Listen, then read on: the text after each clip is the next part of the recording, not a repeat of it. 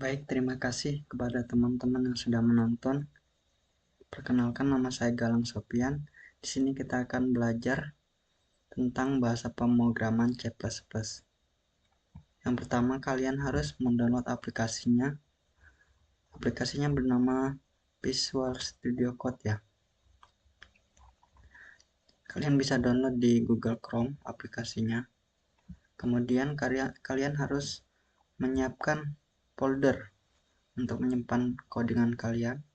Di sini saya sudah membuat folder bernama belajar program C++. Nah, selanjutnya kita akan membuat file baru di sini.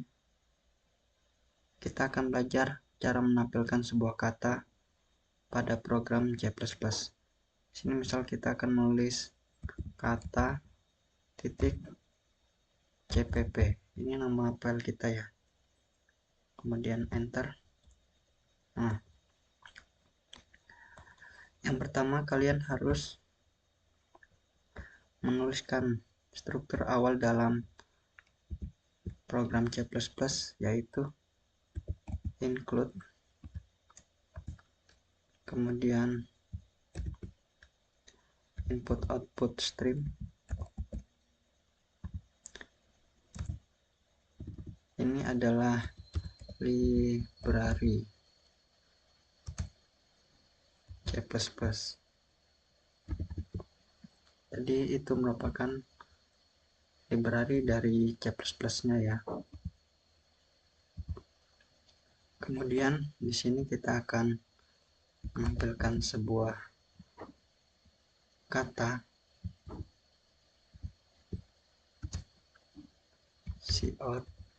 cout itu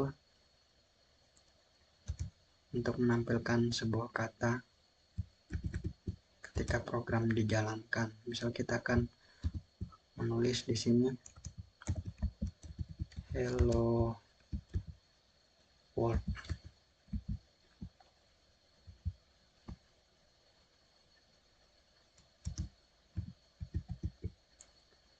Kemudian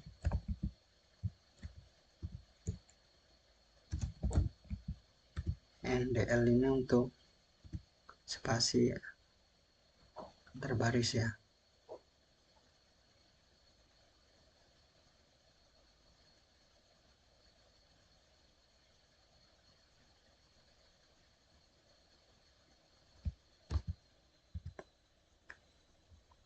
Di sini ya jangan lupa kita harus menulis program awalnya ya. Namanya integer main, kemudian buka kurung, kemudian kurung berawal.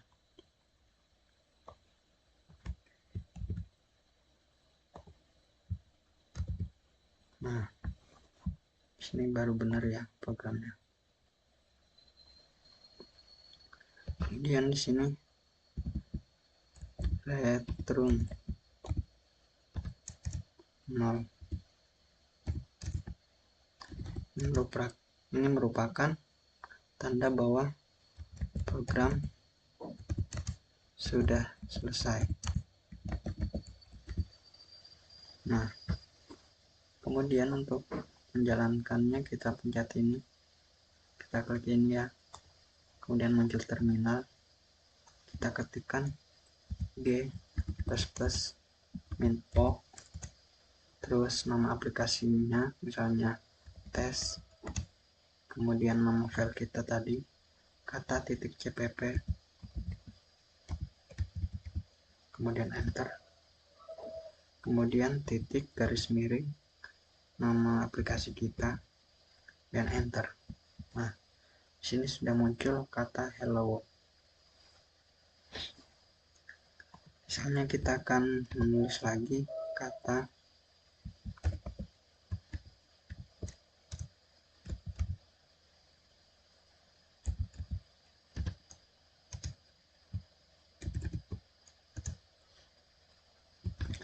misalnya nama saya.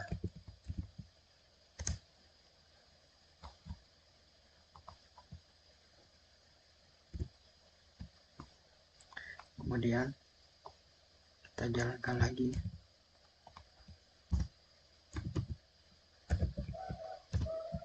Nah, sudah muncul ya.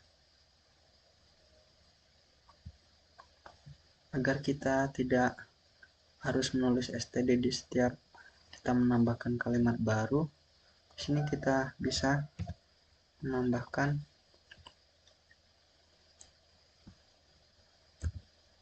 using namespace kemudian std nya kita pindah di atas saja ya. Nah, ini sifatnya global, jadi kita tidak harus menulis ulang lagi ketika kita menulis itunya ya. Nah, di sini kita hapus, dia tidak akan error. Nah, coba kita jalankan lagi.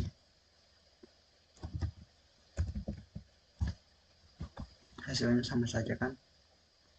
Nah, terima kasih yang sudah menonton.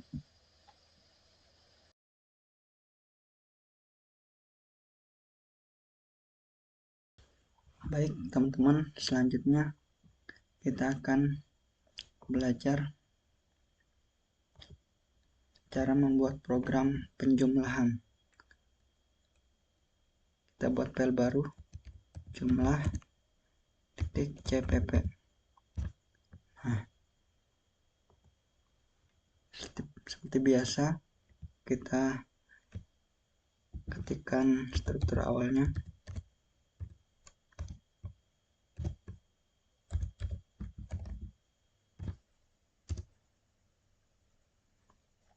kemudian kita buat using namespace std nya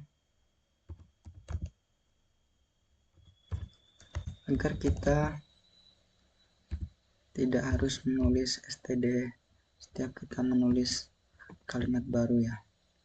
Nah, kemudian struktur awalnya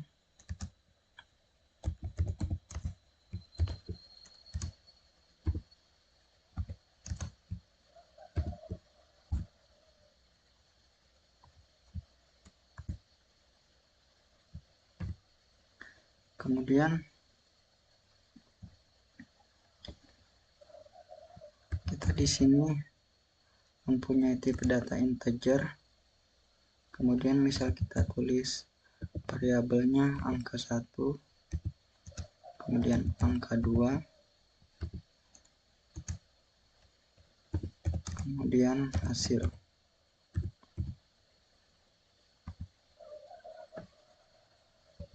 Nah, selanjutnya kita akan menampilkan kata,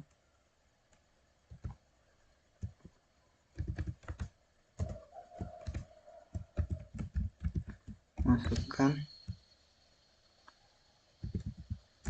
angka pertama,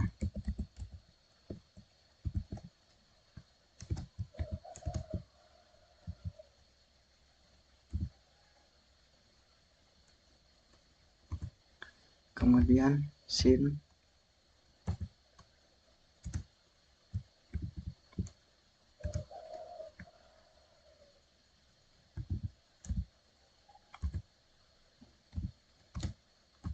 sin gunanya untuk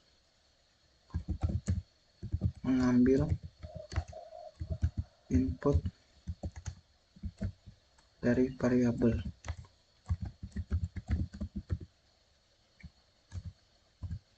Kemudian kita akan menampilkan kata lagi,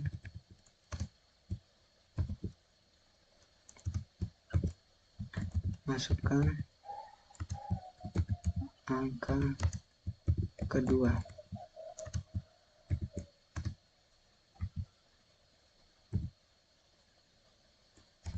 Kemudian kita ambil inputan dari angka kedua.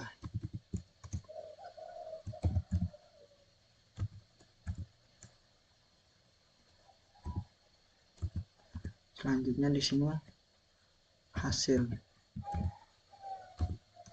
sama dengan, karena kita akan melakukan penjumlahan, berarti kita di sini operatornya adalah plus.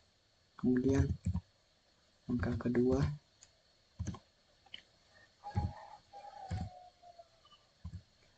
selanjutnya kita akan menampilkan kata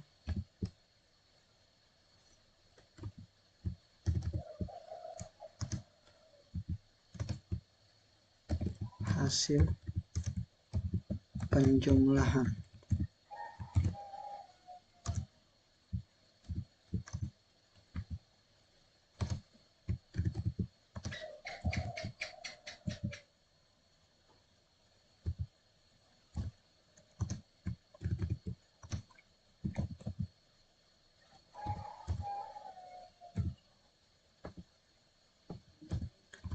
Kemudian return 0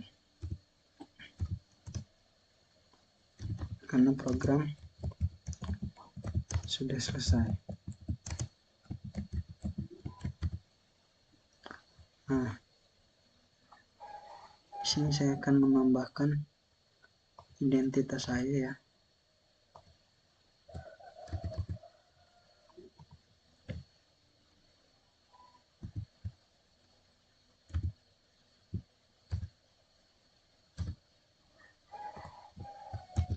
Nama,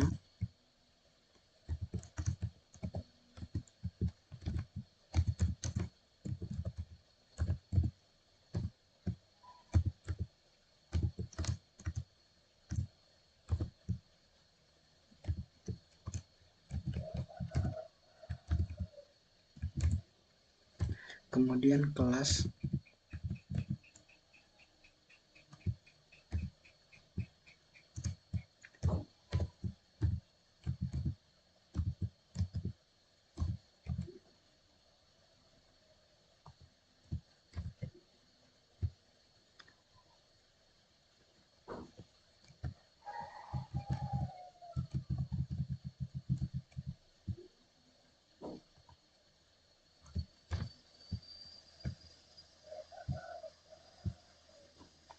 nah sekarang kita jalankan programnya.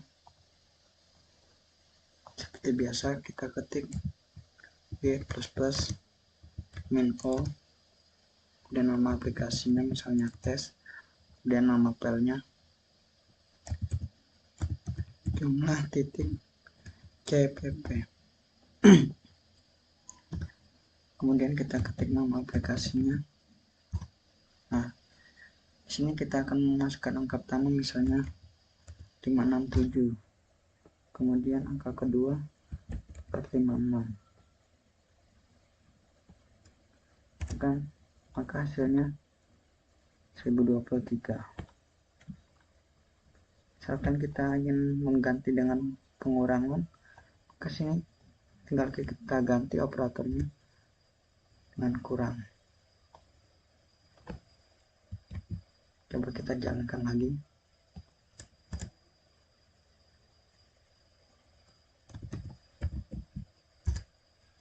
Misalnya 567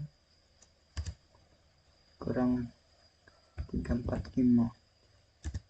Nah, hasilnya 222. Terima kasih bagi yang sudah menonton. Semoga bermanfaat.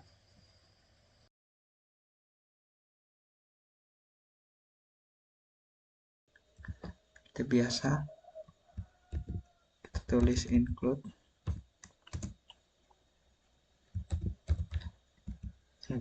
output string, kemudian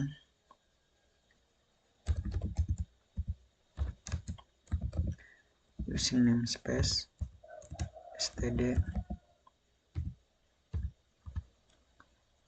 kemudian fungsi awalnya,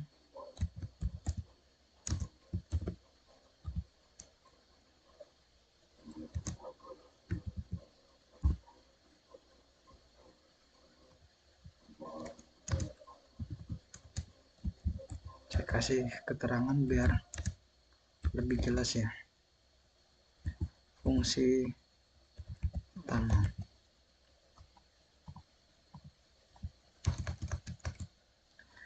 kemudian di sini string, 0, tanda bahwa program sudah selesai. Nah, selanjutnya kita jalankan seperti biasa. Di sini kita ketik g++ min o, misalnya nama aplikasinya tes, kemudian nama filenya umur.cpp, kemudian nama aplikasinya tes.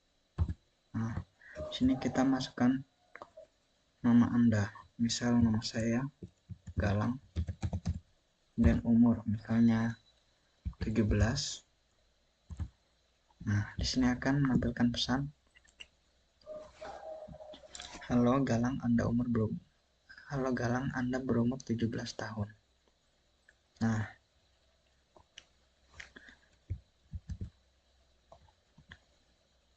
jika ingin menulis nama lengkap, misal nama lengkap ya, Galang Sopian, maka dia akan error. Dia langsung menampilkan outputnya, karena sin itu hanya bisa mengeluarkan satu kalimat saja. Jadi jika kita ingin menampilkan beberapa kalimat, di sini kita menggunakan getLen, kemudian sin, kemudian nama. Nah, di sini kita bisa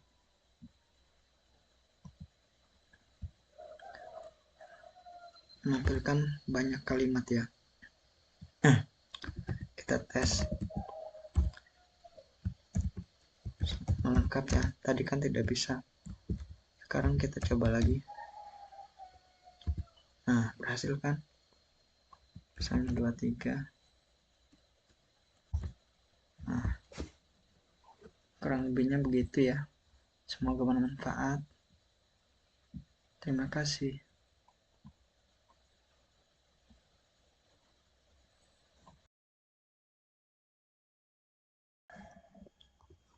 Baik teman-teman, di sini kita akan belajar tipe data baru, yaitu float ya. Di sini kita ambil contoh penggunaannya dalam konversi suhu. Pertama-tama seperti biasa kita tulis include, kemudian iostream,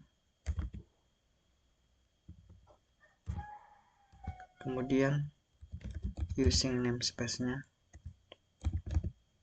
namespace std,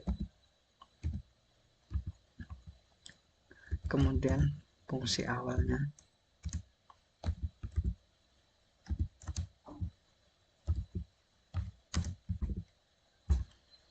nah di sini kita akan masukkan tipe datanya float,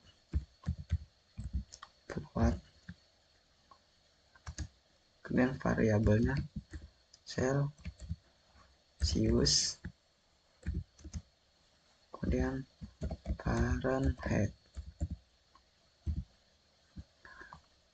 Kenapa float? Jadi float itu berupa angka, tetapi angkanya itu di belakangnya ada koma. Jika pakai integer tidak bisa dia. Jadi kita menggunakan float. Nah, kemudian di sini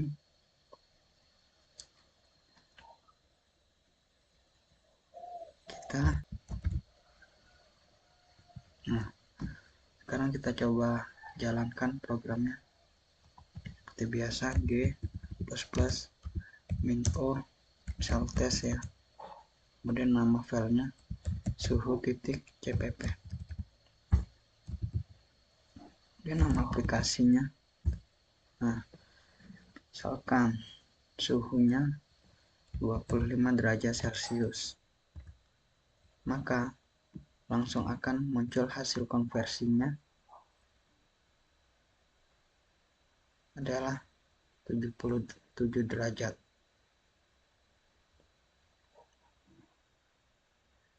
Jika kita ingin merapikan tampilannya agar lebih rapi, di sini kita bisa tambahkan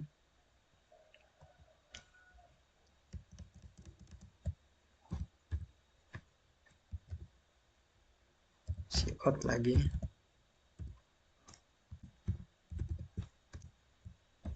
Kemudian tanda seperti ini.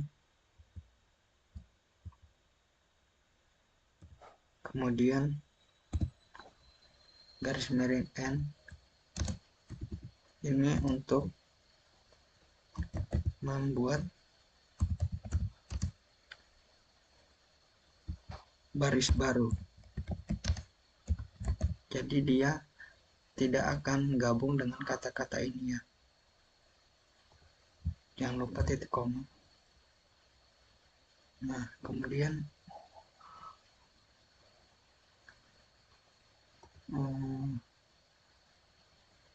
kita kasih siar lagi di sini biar tampilannya lebih rapi ya. Seperti biasa. Kira-kira seperti inilah.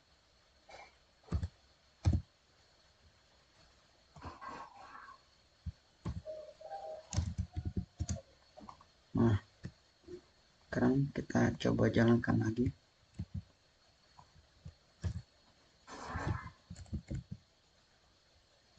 Oh, ini lupa titik koma guys. Kita ulang.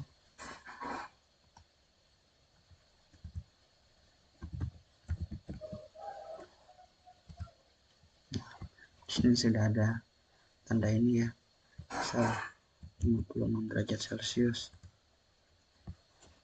Nah, hasil konversinya 132,8. Karena kita menggunakan float, jadi dia bisa menghitung angka di belakang koma. Sekian, terima kasih. Baik teman-teman, di sini kita akan lanjut pembelajaran kita, yaitu tentang percabangan else if dan else if. Di sini seperti biasa kita menulis pustaka dari C++ nya, include, kemudian input output stream, kemudian using namespace std, kemudian in main yang merupakan program awal,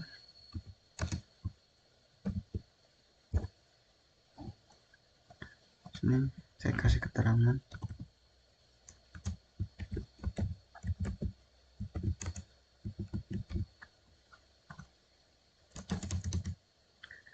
Nah, selanjutnya selesai. Baik, di sini kita akan coba jalankan.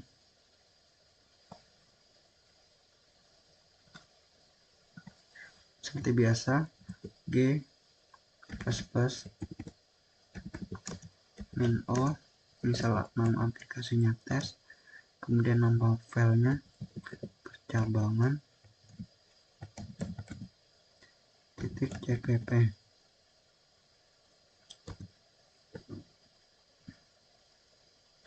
Kemudian nama aplikasinya. Nah, misal nilainya 5 kan di sini lebih dari 0, maka pasti akan menampilkan pesan angka positif. Nah,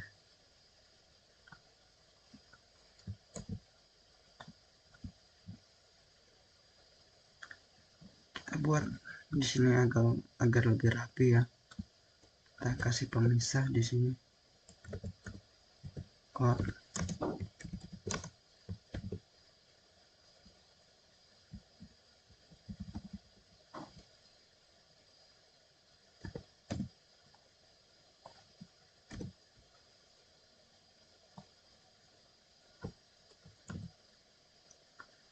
kemudian di sini kita kasih code lagi.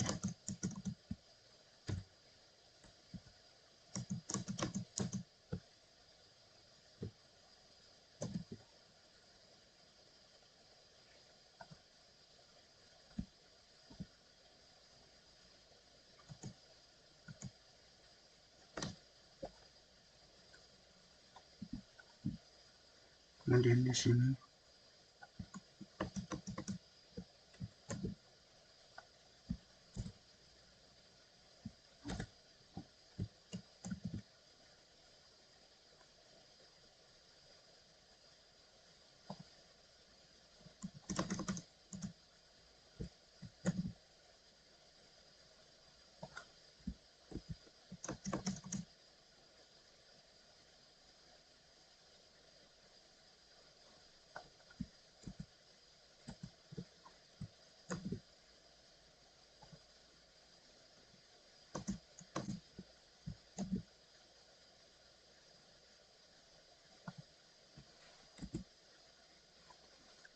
coba kita jalankan lagi.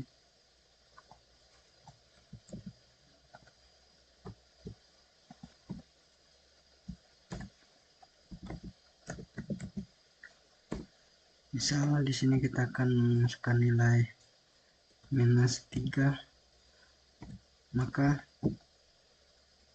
akan muncul angka negatif.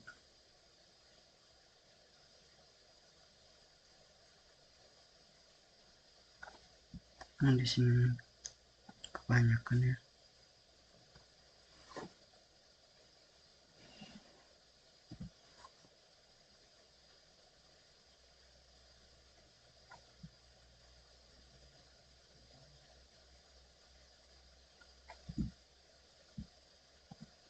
Misal kita nulis angka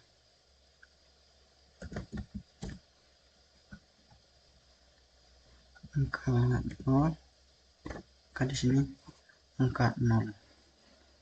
Jadi kurang lebih begitu. Terima kasih bagi yang sudah menonton.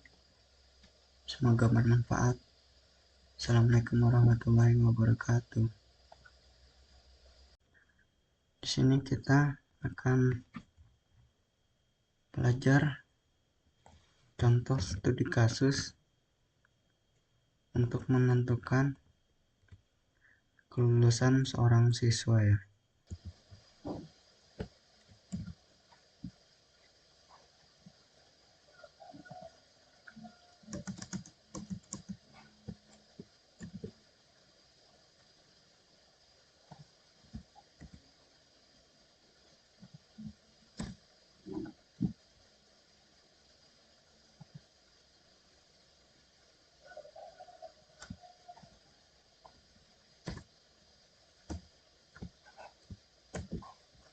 Nah, di sini kita coba jalankan ya. G++ seperti biasa. Info, misal tes nama aplikasinya. Kemudian nama filenya nilai .cpp. Kemudian kita ketik nama aplikasinya. Nah,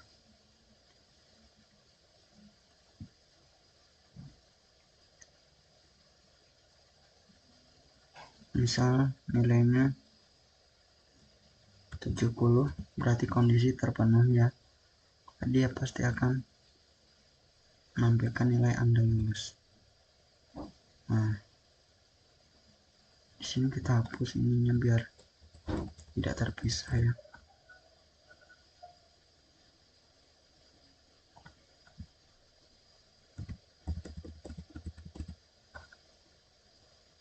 Nah, coba kita jalankan lagi.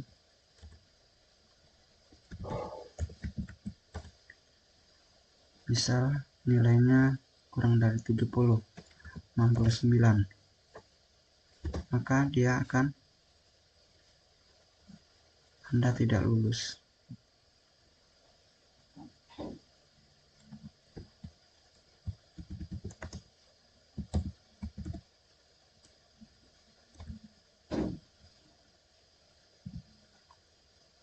Kita ulang, misal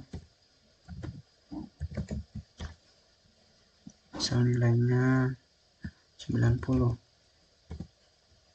Selamat, Anda lulus.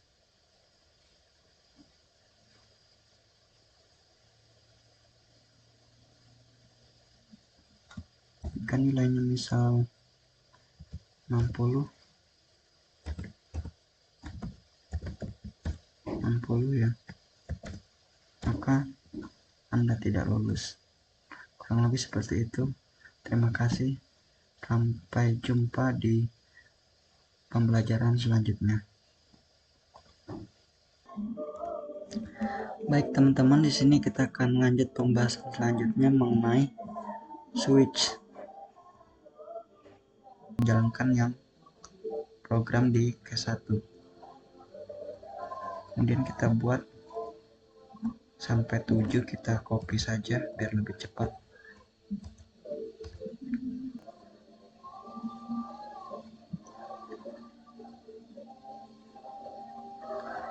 Kemudian jika pengguna memasukkan selain hari itu, maka di sini akan menampilkan pesan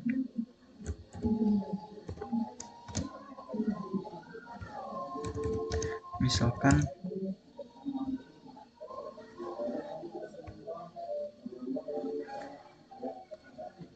hanya menerima inputan angka. Jadi ketika menginput huruf maka akan error. Kemudian di sini kasih break lagi.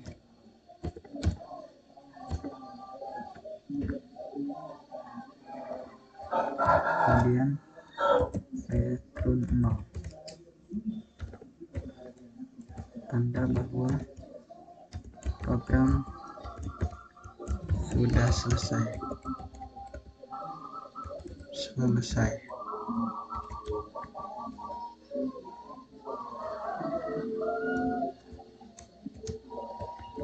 Ini saya kasih keterangan lagi. Program berhenti.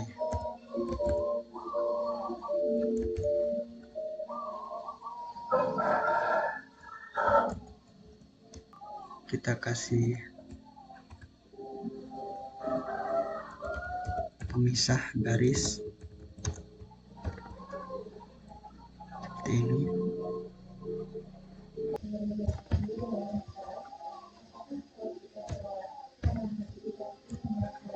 Nah, sekarang sudah selesai programnya. Di sini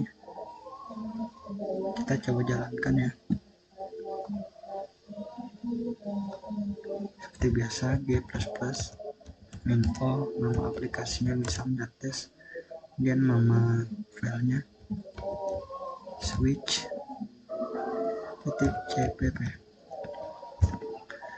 Kemudian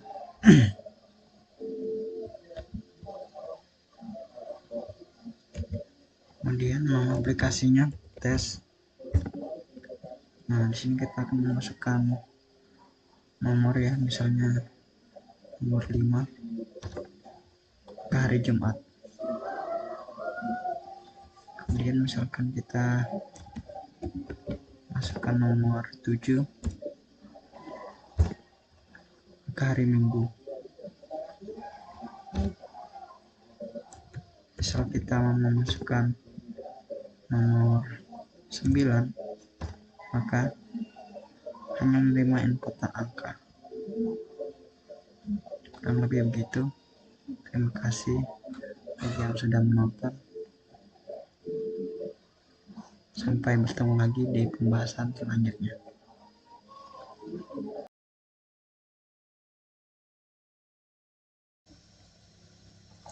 Baik teman-teman, di sini kita akan melanjutkan pembahasan selanjutnya, yaitu di sini kita ada studi kasus membuat kalkulator sederhana pada pemrograman C++. Kita menggunakan operator. Kemudian di sini kita menggunakan tip data float. agar bisa menghitung angka koma juga.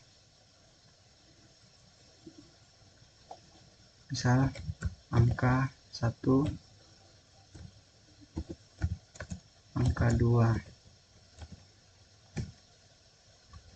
Sini kita akan menampilkan sebuah pesan cout.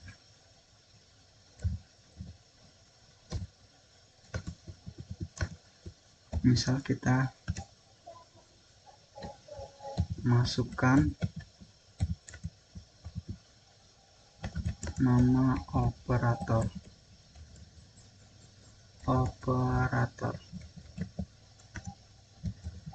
Sini kita ada operator tambah, kurang, kali, dan juga bagi.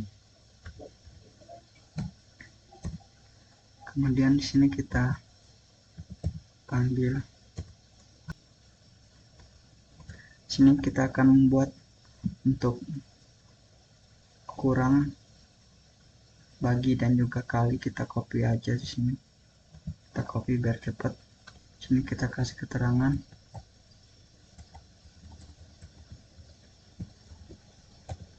inputan tidak valid.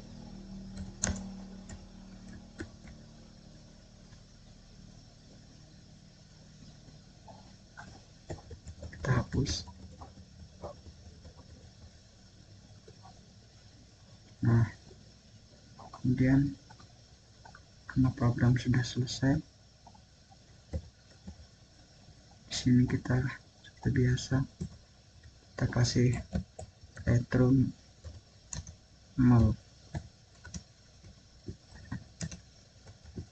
Program sudah selesai.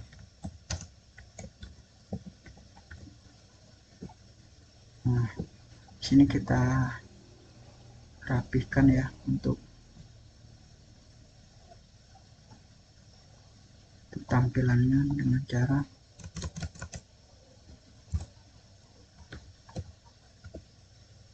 kita kasih garis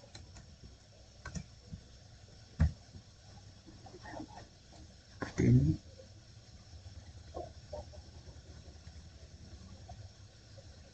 Nah, kemudian kita kasih spasi agar garisnya tidak nyambung dengan tulisan ini.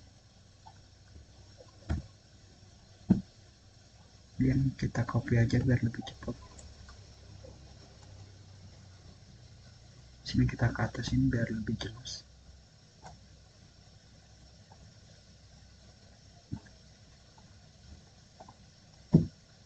Seperti biasa, G min O, sama aplikasinya tes saja.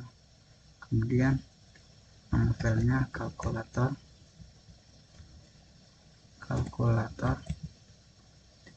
.cpp. Nah, kemudian nama aplikasinya tes. Nah, di sini kita masukkan operatornya. Di sini ini kita hapus saja ya, biar angkanya tidak di bawah jadinya.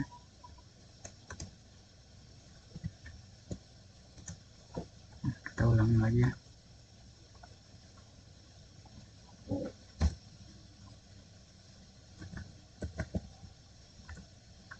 Nah, misal kita operator tambah,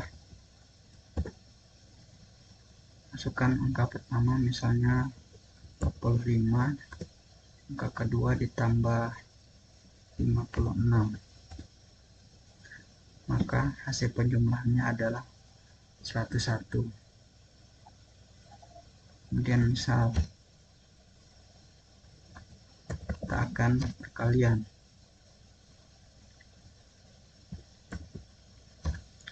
Angka pertama misalnya 20,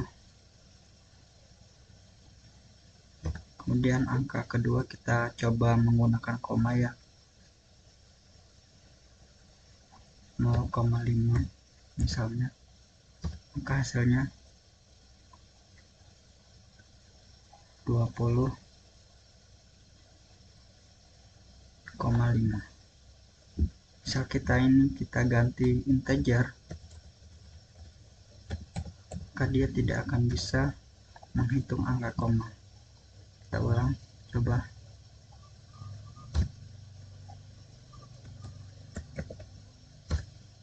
Misalnya tambah aja lah, misalnya angka 25 ditambah 30,5, seharusnya kan hasilnya 55,5 ya. Di sini hanya 55 karena integer tidak bisa menghitung angka di belakang koma. Coba kita ganti float, kita cobain lagi ya dengan penjumlahan yang sama.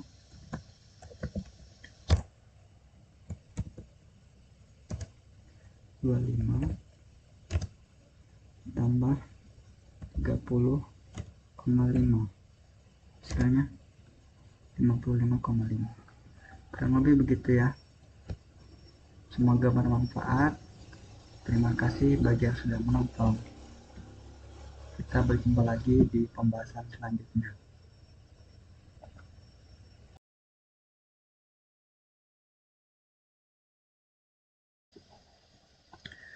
Baik teman-teman, di sini kita akan belajar yang namanya if bersarang.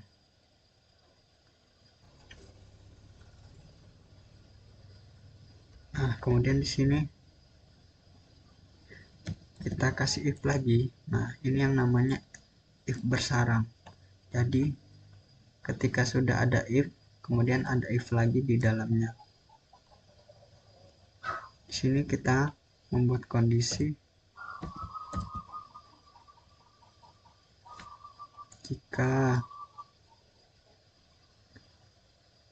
angkanya dibagi dengan 2,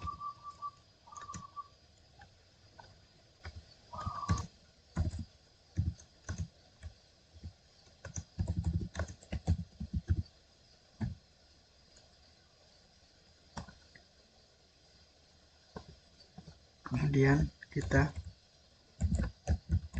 return 0, tanda bahwa program kita sudah selesai.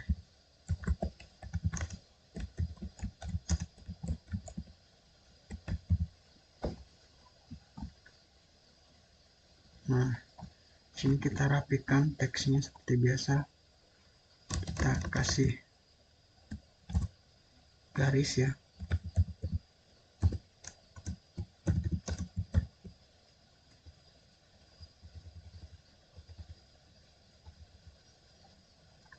Kemudian kita copy biar lebih cepat.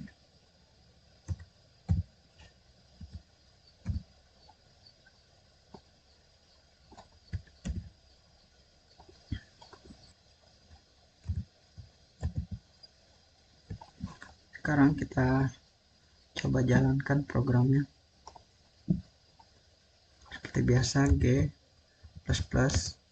min O, misal nama aplikasinya tes, kemudian nama filenya if bersarang .cpp.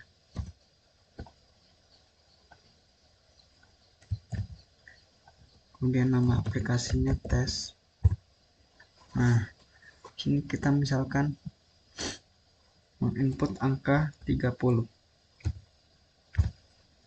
maka akan muncul hasil angka positif dan angka genap.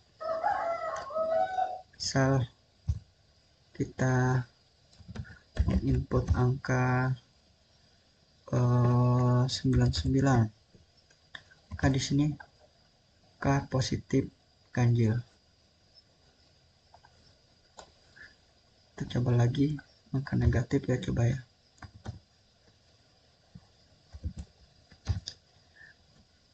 negatif 50. Angka negatif genap.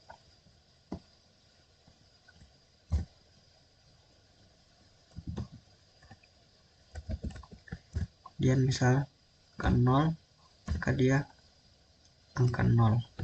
Kurang lebih begitu ya. Kurang lebihnya semoga bisa dipahami. Terima kasih bagi yang sudah menonton.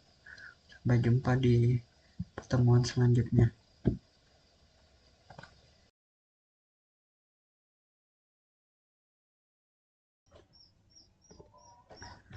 Oke, baik teman-teman, di sini kita akan membahas pembahasan tentang looping atau perulangan. Oke, kita mulai. Saya menyukai olahraga futsal.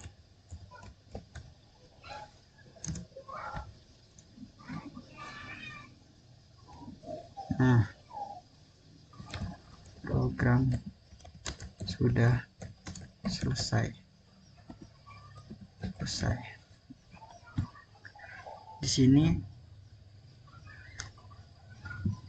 Di sini berarti dia akan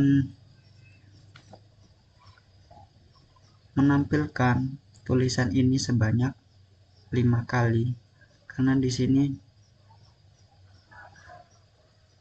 ada perintah looping sebanyak 5 kali.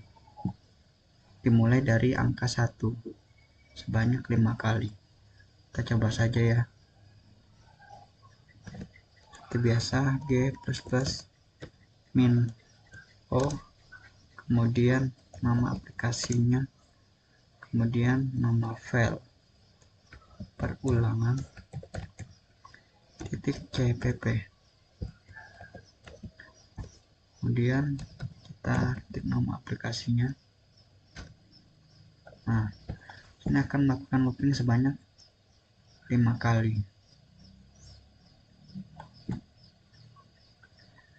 Misalkan di sini kita ganti dengan 3, maka dia akan dimulai dari angka 3 sampai angka 5, berarti 3 kali. Kita lihat hasilnya.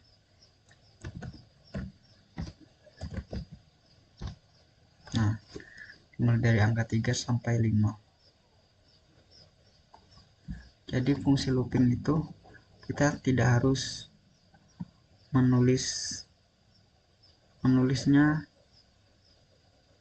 sebanyak berkali-kali. Jadi kita menggunakan fungsi looping untuk menghemat waktu ya. Misalkan kita di sini akan menulis sebanyak 1000 kali. Jika kita menggunakan looping, mudah sekali kita menulisnya dengan sebanyak 1000 kali. Nah, 1000. Keren kan ya? Jadi kurang lebih begitu fungsi dari looping. Semoga bermanfaat. Terima kasih. Sampai jumpa lagi di pertemuan selanjutnya.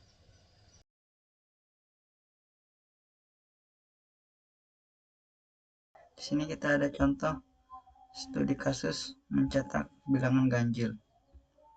Yang pertama, kita seperti biasa kita ketik include string, kemudian using namespace std, kemudian ini fungsi utamanya. Kemudian di sini kita menggunakan perulangan for dan kondisi if. Kemudian kita jalankan programnya.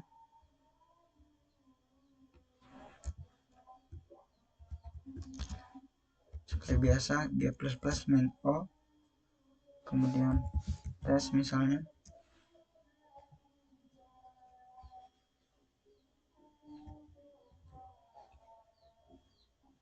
Kemudian nama filenya perulangan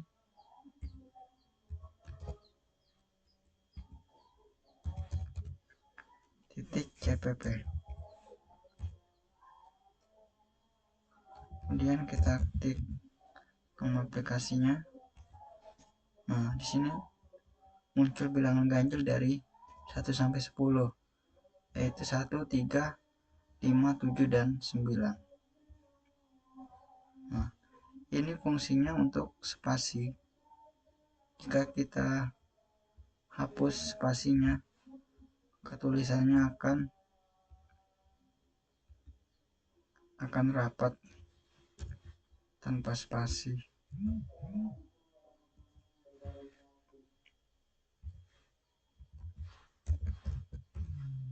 Nah, kan jadi kurang lebih begitu ya. Semoga bermanfaat. Terima kasih.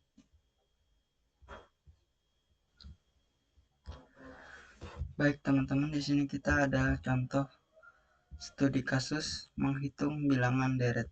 Di sini saya sudah membuat sintaknya. Program running, berjalan. Nah, di sini ketika sudah dijalankan maka akan menampilkan pesan, yaitu jumlah nilai deret 1 sampai 10 adalah, kemudian hasil sum yang sudah dihitung dari deret 1 sampai 10. Kita coba jalankan programnya. Kita ketik g++ min o, kemudian misal tes nama aplikasinya, kemudian nama filenya deret.cpp, kemudian nama aplikasinya tes di sini.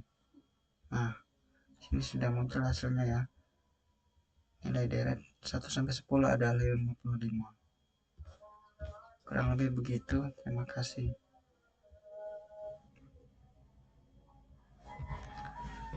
Baik teman-teman, di sini kita akan belajar tipe data baru berulangan wheel. Di sini kita menggunakan looping wheel dengan kondisi jika i kurang dari atau sama dengan misalnya 10, maka di sini akan melakukan perulangan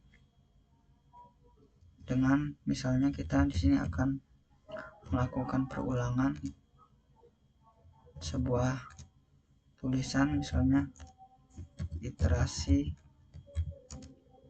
ke iterasi itu perulangan program ya. Kemudian di sini variabel i,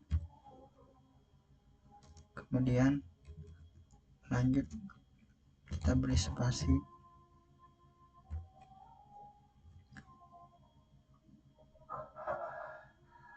kemudian di sini kita mempunyai operator ini disebut dengan increment. Increment itu apa? Jadi increment itu berfungsi untuk menambahkan nilai variabel sebesar 1 sebanyak setiap kali program dijalankan. Jadi di sini kan i-nya 1. Ini dimintanya melakukan perulangan sebanyak 10 kali. Jadi variabelnya tulisan ini nanti akan bertambah 1 setiap kali program dijalankan. Kemudian di sini kita return 0 karena program kita sudah selesai.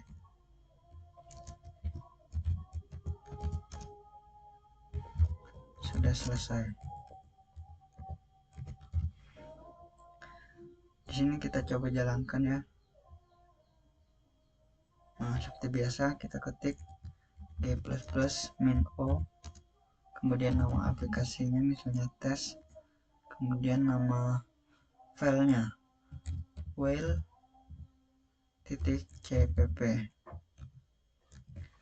Kemudian kita ketik nama aplikasinya. Nah, sini melakukan perulangan sebanyak 10 kali, dimulai dari variabel i yang value-nya 1. Kurang lebih begitu ya. Sampai ketemu lagi di pembahasan selanjutnya. Baik teman-teman, di sini kita akan lanjut pembelajaran selanjutnya, yaitu kita di sini akan belajar looping do while. Oke, kita mulai aja langsung ya. Gunakan utama do, kemudian kurung kerawal ya. Nah, di sini kita akan membuat sebuah teks, misalnya iterasi ke, kemudian variabel i, kemudian kita buat spasi, kemudian increment, ini namanya increment. Jadi setiap program dijalankan akan menambahkan nilai 1 di variabel i-nya ya. Nah, kemudian di sini baru kita kasih while. Misal kondisinya di sini misalnya jika i kurang dari atau sama dengan 5 aja ya, jangan banyak-banyak. Kemudian titik koma, kemudian di sini kita return 0 karena program kita sudah selesai. Program sudah selesai. Nah, kemudian kita ketik nama aplikasinya ya. Nah, sini akan muncul tulisan ini, kemudian diikuti hasil dari variabel i-nya. Nah, kurang lebih begitu guys. Semoga bermanfaat.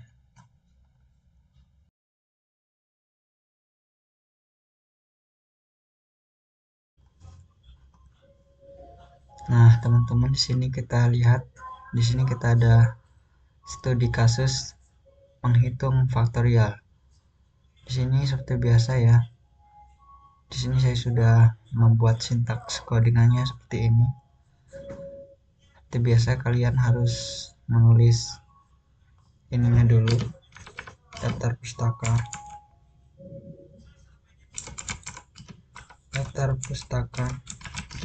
C++, dan using namespace std, kemudian ini fungsi utama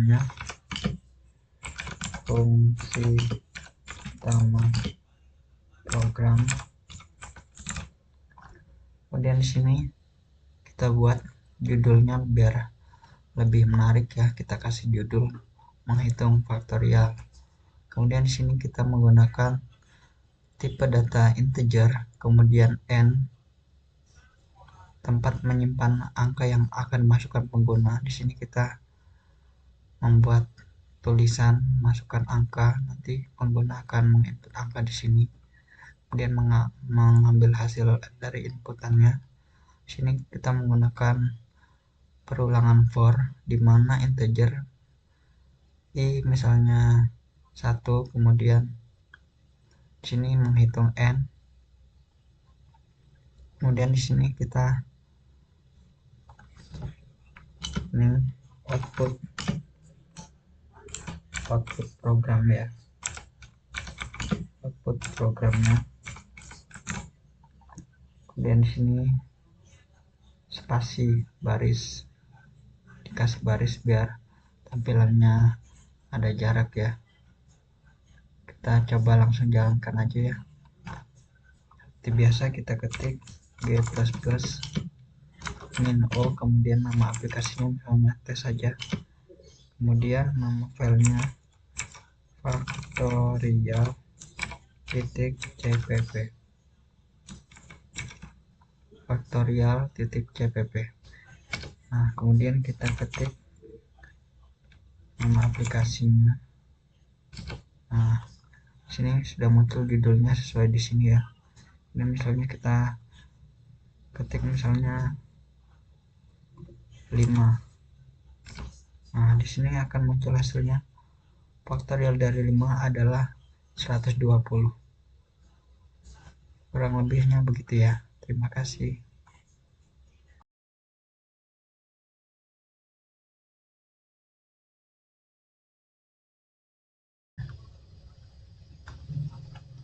Nah, teman-teman, selanjutnya di sini kita ada studi kasus menghitung total elemen array. Seperti biasa ya, kalian tulis ininya dulu ya. Sini saya sudah buat sintaks programnya seperti ini, codingannya seperti ini ya. Seperti biasa kalian tulis dulu include, kemudian stream, kemudian using namespace std, kemudian di sini program awalnya di sini. Dan di sini saya menambahkan judul dari codingannya. Judul program menghitung total elemen array. Di sini kita mempunyai tipe data integer, kemudian variabel array. Di sini terdapat 5 elemen ya.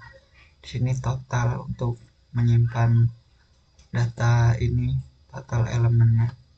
Kemudian menggunakan perulangan looping for. Di sini menggunakan integer, kemudian i-nya 0. Kemudian di sini kondisinya i kurang dari 5 sesuai dengan jumlah elemen ini ya. Kemudian increment. Nah, di sini ini rumus menghitung array total plus sama dengan array, kemudian ini kita panggil variabel i-nya. Nah, di sini outputnya ini adalah output program.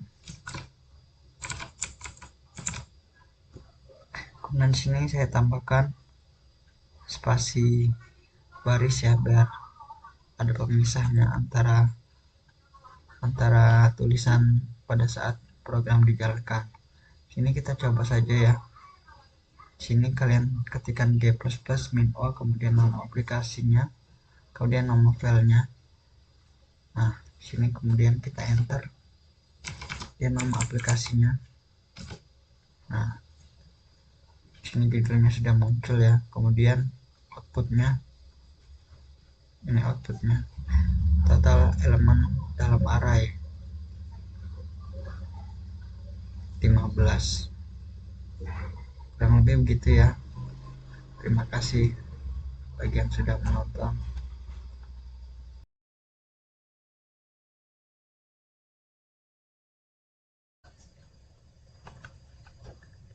Nah, teman-teman, baik. Sini kita ada studi kasus lagi menghitung nilai maksimum. Kalau sebelumnya kan kita menghitung jumlah elemen, total elemen. Di sini kita menghitung nilai maksimum. Seperti biasa ya, kalian tulis seperti ini dulu. Di sini saya sudah membuat sintaksnya, sintaks codingan seperti ini. Di sini kita mempunyai tipe data integer, kemudian variabel array, kemudian di sini elemennya ada 5. Kemudian di sini untuk menyimpan nilai maksimum dari elemen. Kemudian kita menggunakan looping for, dimana variabel i nya 1, kemudian kondisinya di sini ada 5 ya elemennya, kemudian increment. Nah, di sini adalah rumus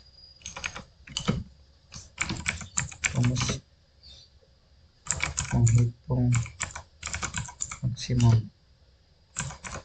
nilai maksimum dari array.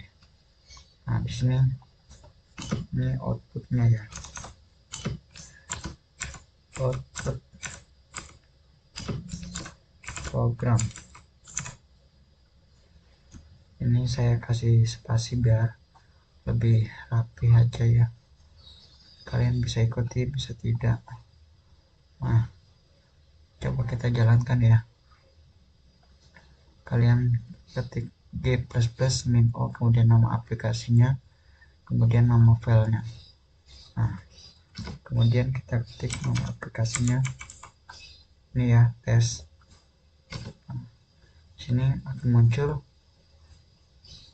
ini nama judulnya, kemudian outputnya nilai maksimum dalam array adalah 30. Nah, di sini kan angka yang paling besar atau nilai maksimum adalah 30. Misal kita ganti ya 99, maka pasti di sini akan 99 hasilnya.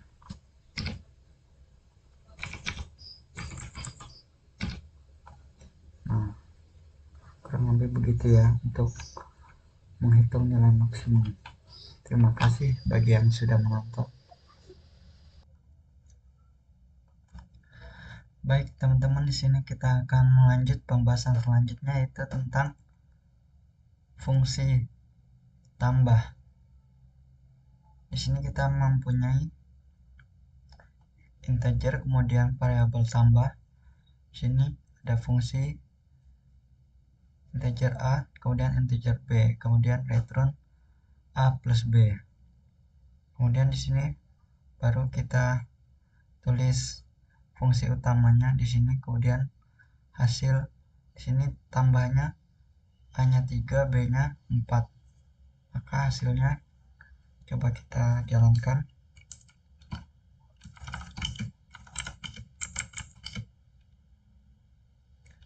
Kemudian fungsi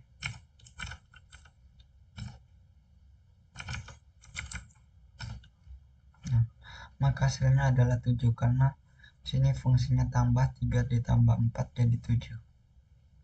Kurang lebih begitu ya. Terima kasih. Baik teman-teman, selanjutnya kita akan membahas tentang fungsi tanpa return atau disebut juga dengan void. Sini ada tipe data void, kemudian sini variabelnya tampilkan pesan. Di sini pesan yang akan ditampilkan yaitu tulisan halo selamat datang. Kemudian di sini baru kita tulis fungsi utamanya, kemudian kita panggil variabelnya di sini, kemudian kita jalankan, maka dia akan menampilkan pesan sesuai yang sudah kita tulis. Kurang lebihnya begitu ya. Terima kasih. Baik teman-teman, selanjutnya kita di sini ada studi kasus menghitung luas lingkaran. Di sini kita menggunakan tipe data double, kemudian di sini variabelnya jari-jari, kemudian di sini kita akan memasukkan input. Di sini masukkan jari-jari lingkaran, kemudian di sini menampilkan outputnya luas lingkaran, kemudian ini kita ambil itunya dari sini variabelnya, kemudian jari-jari, kemudian maka hasilnya akan seperti ini.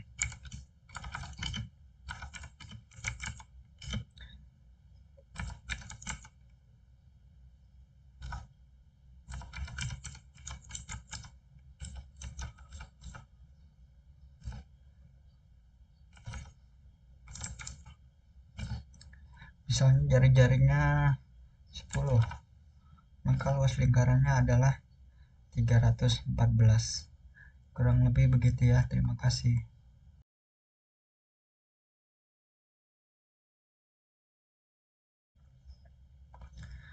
Baik, teman-teman, di sini kita akan membahas yaitu tentang rekursif. Jadi rekursif adalah fungsi untuk memanggil dirinya sendiri. Di sini kita mempunyai tipe data integer, kemudian variabel faktorial di sini, kemudian integer n untuk mengetahui nilai n-nya di sini yang kita input. Di sini ada kondisi jika n kurang dari 1 maka return 1. Jika tidak maka n dikali dengan faktorial kurangi 1. Nah, di sini kita ambil contoh faktorial dari 5 ya. Maka ketika kita jalankan kodenya,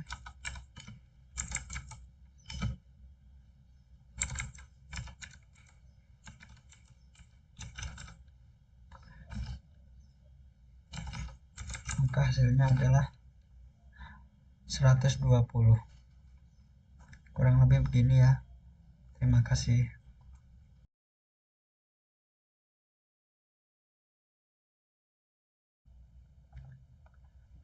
Baik, teman-teman, di sini kita akan lanjut tentang membuat kalkulator sederhana. Di sini sudah saya buat nama aplikasinya ya. Kemudian di sini kita akan menghitung dengan tipe data integer, misalnya A-nya 10, kemudian B-nya 2. Di sini kita akan menghitung tambah, kurang, kali, dan bagi. Maka hasilnya adalah kita jalankan kodenya.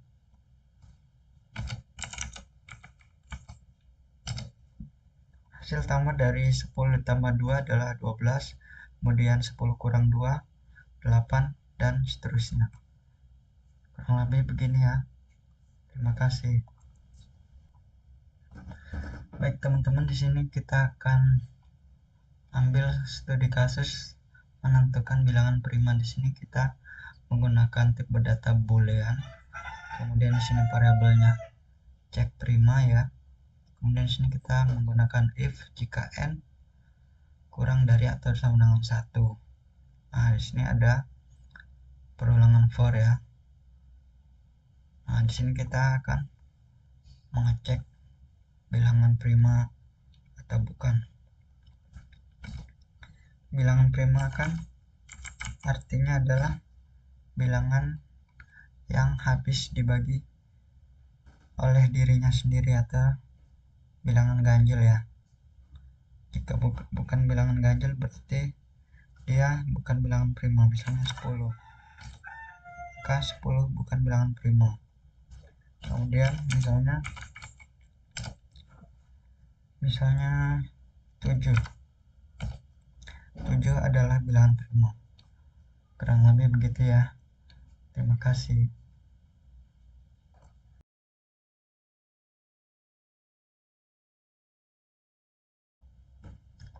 Baik, teman-teman, di sini kita ada studi kasus lagi, yaitu menghitung jarak tempuh kendaraan.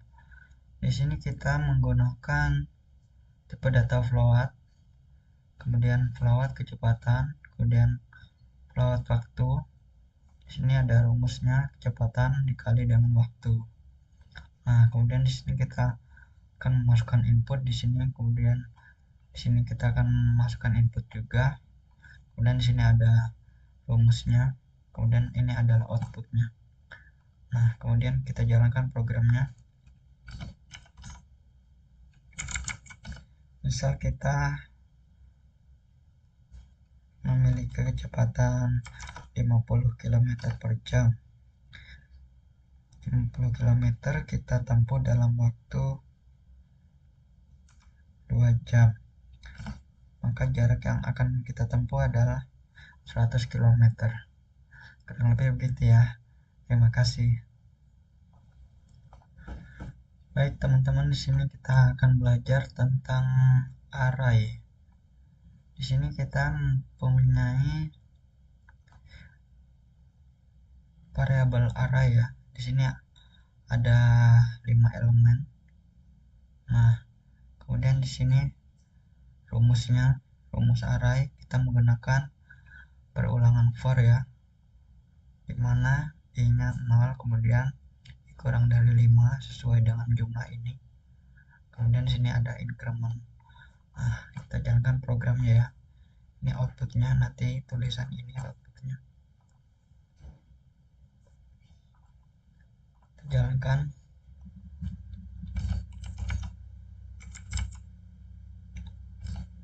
Nah, sini total elemen dalam array ada 15. Kurang lebih begitu ya. Terima kasih. Baik teman-teman, di sini kita akan belajar tentang fungsi tanpa return atau void dalam array ya. Di sini kita menggunakan tipe data integer. Kemudian di sini ada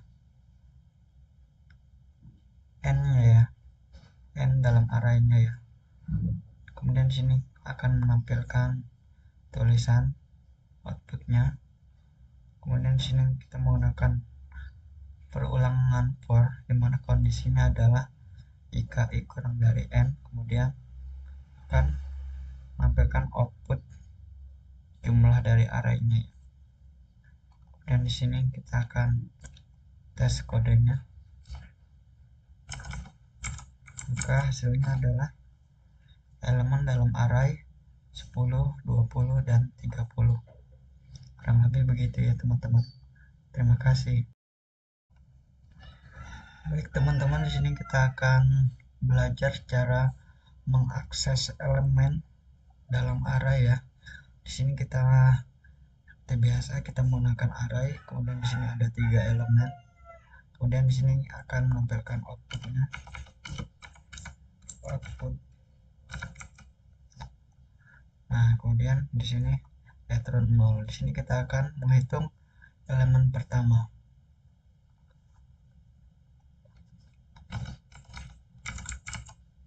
Jadi elemen pertamanya ada 5. Jika kita ingin menghitung elemen kedua, maka di sini kita ganti dengan 1.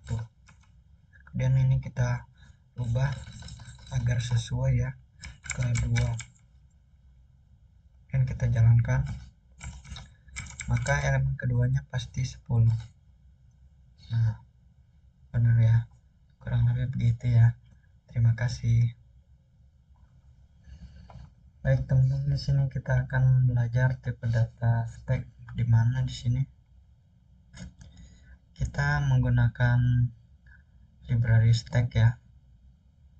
Kemudian di sini kita menggunakan stack, kemudian tipe data integer, kemudian spush 1 2 3. Elemen teratas itu yang terakhir kita tulis ya. Berarti elemen teratas itu yang 3.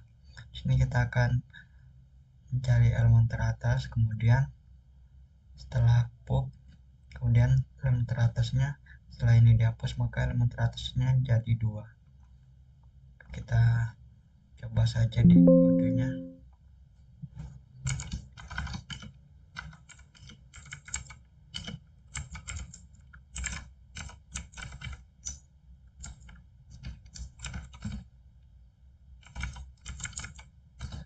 Maka di sini elemen teratasnya 3, dan setelah pop elemen teratasnya adalah 2. Nah, kurang lebih begitu ya teman-teman. Terima kasih. Baik teman-teman, di sini kita akan belajar tentang kue-kue ya. Di sini kurang lebih sama seperti stack ya cara kerjanya ya. Di sini kita menggunakan include kue-kue. Di sini merupakan daftar pustaka dari si kue-kuenya ya. Kemudian di sini kita menggunakan tipe data integer, kemudian di sini kita menggunakan key ini singkatan dari ini ya. Kemudian di sini elemen yang pertama kali masuk, dan ini yang terakhir ya. Di sini kita akan mencari yang elemen depan atau yang pertama kali masuk, kemudian dihapus, kemudian dilanjutkan ganti dengan elemen yang baru setelah dihapus. Kemudian di sini kita jalankan, maka di sini elemen yang pertama atau yang depan 10, kemudian setelah dihapus ini menjadi elemen yang terdepan. Kurang lebih begitu ya. Terima kasih. Baik teman-teman, di sini kita akan lanjut belajar tentang dictionary ya. Di sini kita menggunakan library map. Kemudian di sini kita menggunakan map dengan tipe data string mahasiswa ya. Kemudian di sini kita akan memasukkan input yaitu mahasiswa dengan keyword nama, umur, dan jurusan.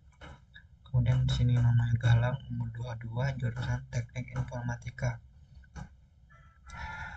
Kemudian di sini kita untuk mengakses elemen ke dalam mapnya ya.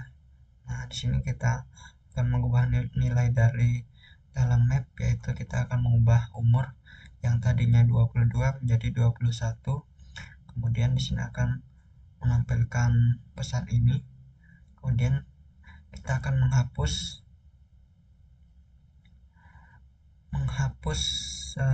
jurusan di sini. Kita akan menghapus jurusan, maka jurusan ini nanti hilang ya. Kemudian di sini kita akan menampilkan outputnya. Kemudian kita jalankan kodenya ya.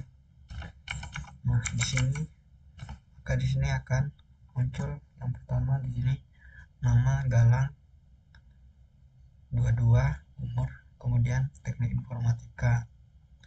Nah, terus setelah mengubah umur nih, setelah mengubah umur yang tadinya 22 menjadi 21, kemudian menghapus jurusannya sudah dihapus jadi tidak ada. Kemudian di sini akan muncul output Galang, kemudian umurnya 21 karena sudah diubah tadi kan, dan tidak ada jurusannya. Kurang lebih begitu ya. Terima kasih. Baik teman-teman, di sini kita akan mencoba studi kasus tentang cara mengurutkan sebuah nilai ya. Di sini kita akan mengurutkan secara ascending dari terkecil kemudian terbesar, kemudian dengan cara descending atau dari yang terbesar ke yang terkecil. Di sini sintaknya seperti ini ya. Kita menggunakan size of, kemudian kita di sini menggunakan looping for. Nah, kurang lebih begitu. Maka kita jalankan saja langsung kodenya.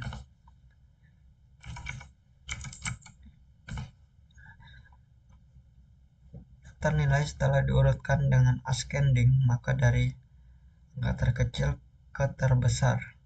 Kemudian setelah diurutkan dengan descending, sini angka terbesar, kemudian angka terkecil. Kurang lebih begitu ya. Terima kasih. Baik teman-teman, sini kita lanjut belajar tentang kelas. Di sini kita menggunakan tipe data kelas, kemudian dengan variabel mahasiswa, kemudian di sini publik ya, kemudian menggunakan tipe data string untuk nama dan integer untuk umur. Di sini kita akan menampilkan output menggunakan void, kemudian perkenalan. Di sini akan menampilkan output halo nama saya, kemudian nama. Di sini kita inputkan nama, kemudian umur. Di sini kita inputkan umur. Kemudian ini adalah tulisannya ya untuk yang akan menyertai variabel umur nanti. Nah, di sini kita akan menjalankan programnya. Maka di sini akan muncul halo nama saya Galang, kemudian umur saya 20, kemudian tahun. Nah, kurang lebih begitu ya teman-teman. Terima kasih. Baik teman-teman, di sini kita akan lanjut ya. Masih dengan tipe data kelas. Di sini kita menggunakan set name dan juga get name. Kemudian kita menggunakan string untuk namanya, dan sini akan membuat output seperti ini. Output dimana di sini ada nama, kemudian kita mengambil inputan dari get name, kemudian kita jalankan programnya saja.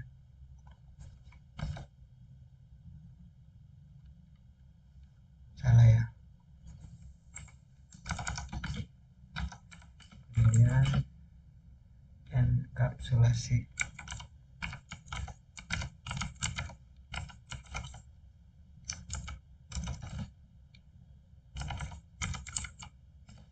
Nah, di sini nama, kemudian galang. Kurang lebih begitu ya, teman-teman. Terima kasih. Baik, teman-teman, di sini kita akan belajar tentang pewarisan ya. Di sini kita menggunakan kelas orang, kemudian aksesnya public, dan di sini dengan metode menyapa, di sini menampilkan pesan halo saya orang. Kemudian di sini kita menggunakan kelas juga, kelas mahasiswa, kemudian mewarisi kelas orang ya. Kemudian di sini kita menggunakan metode belajar, kemudian di sini menampilkan pesan saya orang. Kemudian di sini kita menggunakan variabel kelas, kemudian sini ada objeknya MHS, kemudian kita panggil objek, kemudian variabel menyapa dan belajar. Kemudian di sini akan muncul hasil outputnya adalah halo saya orang, kemudian saya orang, begitu. Kurang lebih begitu ya, teman-teman. Terima kasih. Baik, teman-teman, di sini kita akan belajar tentang polimorfisme. Di sini seperti yang sudah saya jelaskan sebelumnya, di sini kita menggunakan kelas ya, kelas hewan. Kita ambil contoh hewan dan akses publik. Kemudian di sini kalau kita akan menggunakan polimorfisme, sini kita harus menambahkan virtual agar di sini pewarisannya di sini bisa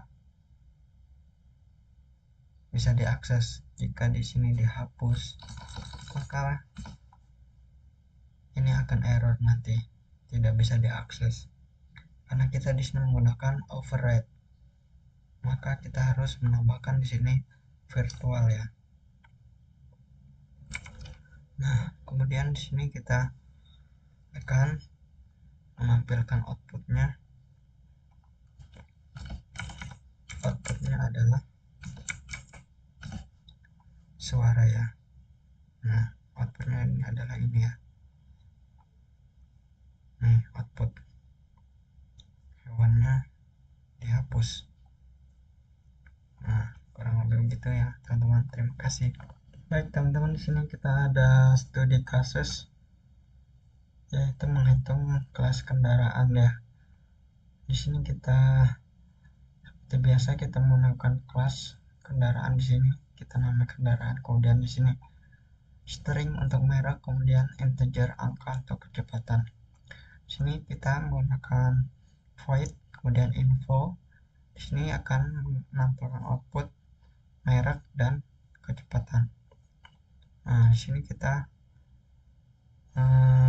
menggunakan pewarisan juga ya, mengakses kelas kendaraan. Di sini akan menampilkan pesan mobil mengemudi. Di sini kita masukkan mereknya Honda, kemudian kecepatannya misalnya 200, kemudian kita memanggil info ini, kemudian kita memanggil variabel ini mengemudi. Nah, di sini kita akan menampilkan outputnya. Di sini outputnya adalah merek Honda dengan kecepatan 200, mobil mengemudi. Oh, jadi begitu ya, teman-teman. Kurang lebihnya begitu. Terima kasih. Baik, teman-teman, di sini kita akan belajar tentang exception. Di sini ada yang namanya throw untuk melempar jika terjadi error, dan di sini ada catch untuk menangkap dan mengatasi jika terjadi error. Di sini jika B sama dengan 0, nih nilai B, maka di sini akan error ya, dengan memunculkan pesan error pembagian dengan 0. Jika di sini bukan 0, maka akan ke sini dia akan ditangani oleh catch, maka hasilnya akan muncul di sini outputnya, yaitu nilai A dibagi dengan nilai B. Kita coba jalankan ya. Sini kan B nya 0 ya, maka dia pasti akan error. Nah, error pembagian dengan 0. Kita coba lagi. Sini kita ubah dulu ya, misalnya di sini 5, berarti nanti 10 dibagi dari 5 ya, sesuai dengan rumus ini ya, maka hasilnya adalah 2. Kurang lebih begitu ya teman-teman. Terima kasih. Baik teman-teman, di sini kita akan belajar tentang exception dengan menangkap jenis-jenis exception. Di sini kita menggunakan runtime error dan juga invalid argument. Di sini dimana jika B sama dengan 0, maka akan kita menggunakan runtime error dan outputnya adalah ini. Kemudian jika angka kurang dari 0, kan angka negatif ya, maka di sini kita menggunakan invalid argument, yaitu error angka tidak boleh negatif. Nah, di sini kita menggunakan path itu untuk menangkap kesalahan ya, menangkap kesalahan baik itu dari pembagian dengan 0 dan menggunakan angka negatif ya. Di sini kita akan coba saja langsung. Sini misalnya angka pertamanya kita 10, kemudian angka kedua kita akan mencoba kondisi yang ini ya. Jika B sama dengan 0, maka dia akan menampilkan output yang ini. Nah, dia menangkap kesalahan pembagian dengan 0. Misalnya kita masukkan angka negatif, misalnya yang ininya negatif ya, berapa misalnya min 5, maka di sini akan menangkap kesalahan angka negatif, error angka tidak boleh negatif. Nah, coba kita masukkan dengan angka yang benar, misalnya harus positif ya, 30, kemudian dibagi dengan angka kedua, tidak boleh 0 dan juga negatif, misalnya 2 aja lah. Nah, di sini akan muncul hasilnya yang benar, yaitu 15. Kurang lebih begitu ya teman-teman. Terima kasih. Baik teman-teman, di sini kita akan belajar tentang debugging. Di sini kita akan belajar debugging sederhana, di mana dia akan menampilkan nilai variabel sebelum terjadi error ya. Sebelum terjadi error, dia masih menampilkan nilai variabelnya. Di sini kita contohkan. Di sini kan nilai A 10 dan B 0, maka seharusnya dia akan error ya. Nah, di sini error pembagian dengan 0, tapi dia menampilkan nilai variabelnya juga ya, dari A dan B. Nah, di sini kita coba masukkan hasil yang benar ya. Nah, salah. Kita harus ubah dulu ya sebelum itu ya. Misalnya ini kita ubah dengan 2, maka kita ulang, maka hasilnya akan benar. Nilai A10 nilai B2, kemudian hasil A dibagi B kan hasilnya adalah 5. Kurang lebih begitu ya teman-teman. Terima kasih. Baik teman-teman, di sini kita ada studi kasus tentang handling exception pada input ya. Di sini kita menggunakan try,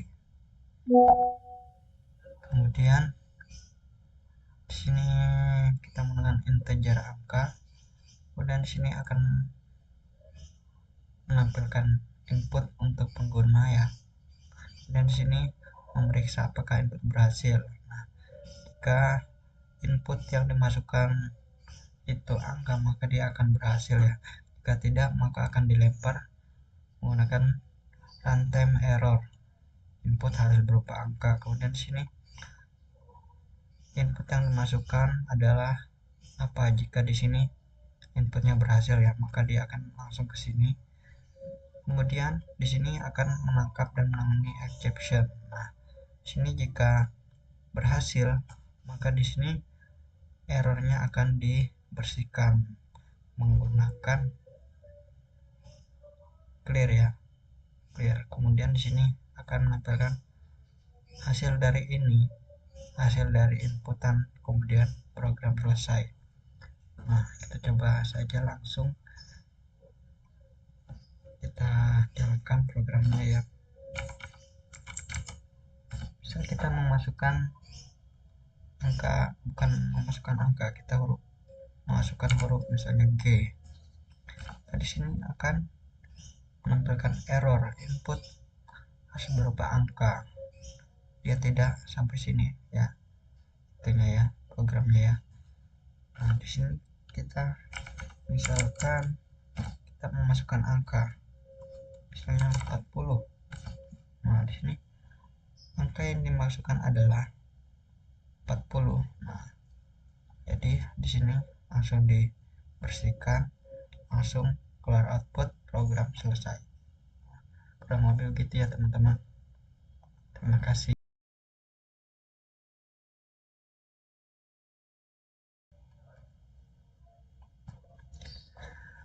Baik teman-teman, di sini kita akan belajar yang namanya file. Di sini kita akan belajar cara membuka file, cara mengubah, menulis file, dan cara membaca file. Di sini kita akan membuat file yang namanya data.txt. Sintaknya kurang lebih begini ya. Di sini kita menggunakan offstream.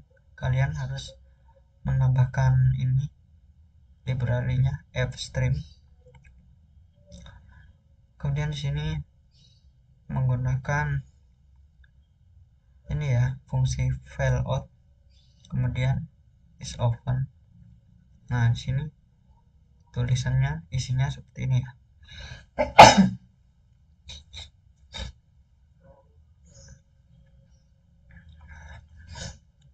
Agar filenya bisa dibuka,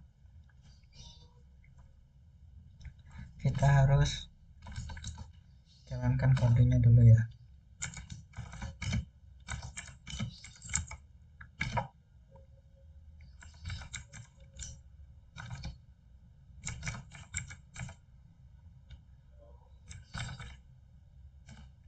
Nah, di sini nanti akan ada nih file data.txt sesuai ini ya, data.txt.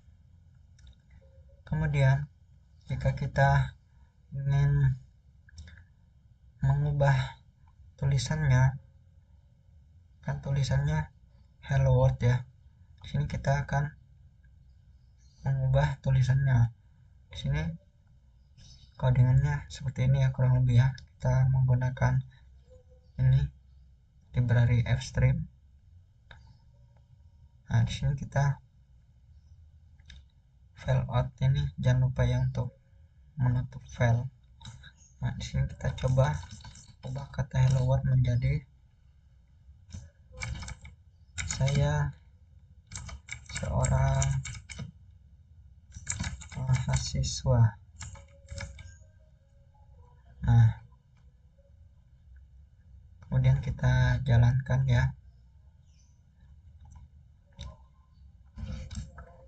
jalankan kodenya agar data yang di sini akan berubah.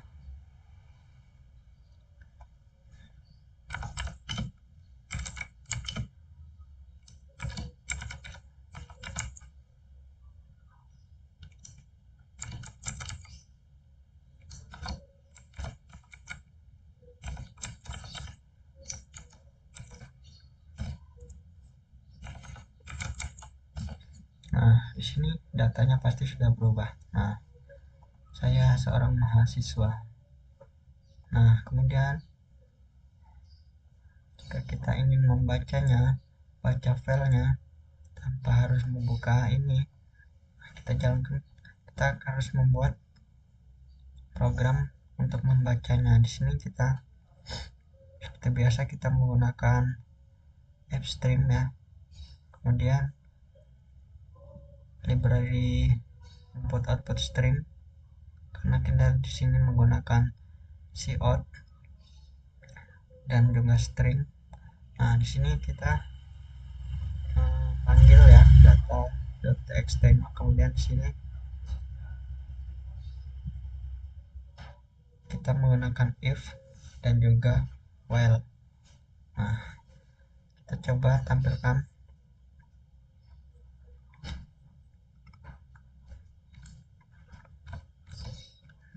Kita jalankan kodenya, kita tulis nama filenya.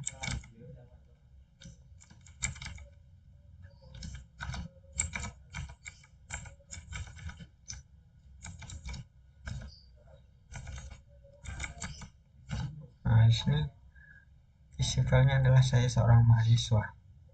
Nah, kan sesuai ya.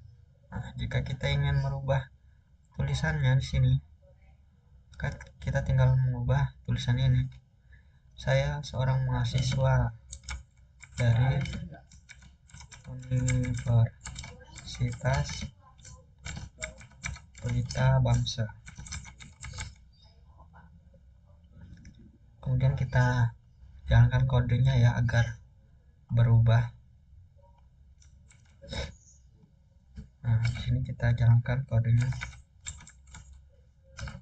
Nah, otomatis pasti tulisannya yang tadinya hanya saya seorang mahasiswa berubah menjadi saya seorang mahasiswa dari Universitas Pelita Bangsa.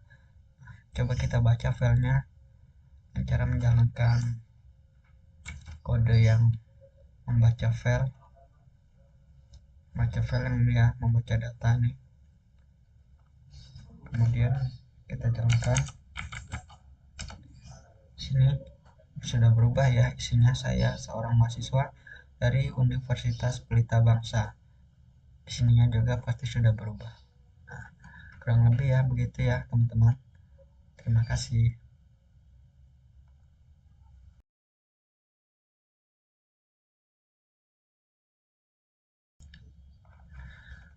Baik teman-teman, di sini kita akan belajar cara menyimpan nilai. Di sini kita seperti biasa ya menggunakan library AppStream. Kemudian di sini upstream, file out, kemudian sini nama filenya kita nilai.txt. Kemudian di sini kita isi nilainya 85, 90, 80 ya. Kemudian jangan lupa di close filenya. Nah, kemudian kita jalankan. Sini kita jalankan ulang. Saya tadi sudah mencobanya.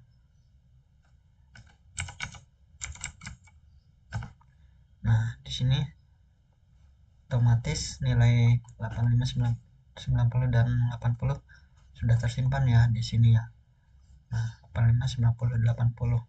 Jika kita ingin mengubahnya, misalnya kita ubah sini 82, ini 89, kemudian ini 100 ya. Kita jalankan lagi, kita lihat ininya ya, pasti berubah ya. Nah, nilainya berubah ya.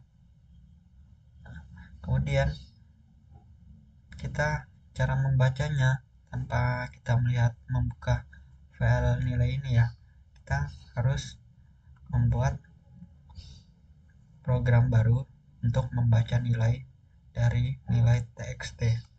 Di sini kita menggunakan library input output stream karena kita di sini menggunakan cout dan integer, dan juga ini ya will, kemudian menggunakan fstream untuk library dari streamnya. Kemudian di sini kita akan jalankan programnya, yaitu nama filenya membaca nilai.